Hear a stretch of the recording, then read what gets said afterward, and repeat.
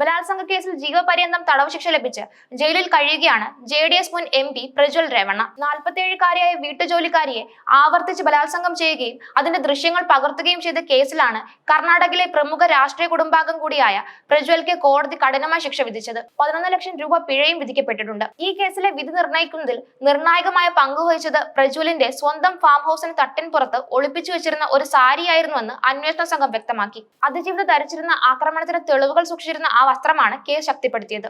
Prosecution പ്രകാരം ബലാത്സംഗത്തിന് ശേഷം പ്രജ്വൽ ജോലിക്കാരുടെ സാരി ബലമായി കൈവശപ്പെടുത്തി. ഇന്ത്യ ടുഡേ റിപ്പോർട്ട് ചെയ്തതനുസരിച്ച് അന്വേഷണ ഉദ്യോഗസ്ഥർക്ക് പിന്നീട് അതിജീവിത വെളിപ്പെടുത്തിയത് ആ ദിവസം ധരിച്ചിരുന്ന സാരി അദ്ദേഹം തിരികെ നൽകിയില്ല, അത് ഫാം ഹൗസിൽ തന്നെ ഉണ്ടാകുമെന്നായിരുന്നു. അന്വേഷണ സംഘം ഉടൻ തന്നെ ഫാം ഹൗസിൽ പരിശോധന നടത്തി.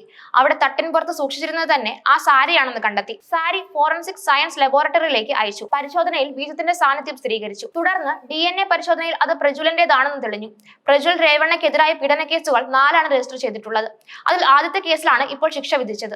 വീട്ടുജോലിക്കാരിയായ 47-കാരിയെ പലവട്ടം ബലാത്സംഗം ചെയ്യുകയും ഭീഷണി മുഴക്കി മൗനം പാലിപ്പിക്കുകയും ആക്രമണത്തിന്റെ ദൃശ്യങ്ങൾ മൊബൈൽ ഫോണിൽ പകർത്തുകയും ചെയ്തതായിരുന്നു ആരോപണം. ആദ്യത്തെ കേസിനെ കൈകാര്യം ചെയ്തത് സാധാരണ പോലീസ് വിഭാഗമായിരുന്നെങ്കിലും സംഭവത്തിന്റെ ഗൗരവം, പ്രതിയുടെ രാഷ്ട്രീയ സ്വാധീനം, തെളിവുകളുടെ സുരക്ഷ എന്നിവ പരിഗണിച്ച് കർണാടക സർക്കാർ പ്രത്യേക അന്വേഷണ സംഘം നിയോഗിച്ചു. SIT നടത്തിയ സൂക്ഷ്മമായ തെളിവെടുപ്പും ഫോറൻസിക് തെളിവുകളുടെ ശാസ്ത്രീയ പരിശോധനയും തന്നെയാണ് കേസ് കോടതി വരെ എത്തിച്ചത്. അന്വേഷണത്തിന്റെ ആദ്യഘട്ടത്തിൽ തന്നെ അതിജീവിതം നൽകിയ മൊഴികൾ വ്യക്തവും വിശദവുമായിരുന്നു.